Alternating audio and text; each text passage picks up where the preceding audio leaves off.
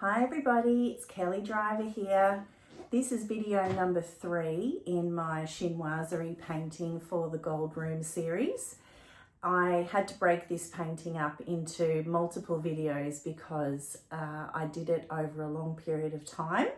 So, and it's very slow work when you're painting with brushes.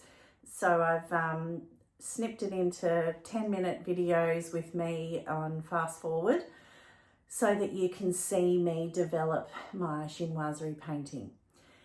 Today I'm going to work on the peacock in my painting and bring that beautiful bird to life. So I hope you enjoy this video and see the transition from the start to the finish in what I'm trying to do. Thank you everyone, and stay tuned for the next video of some more details.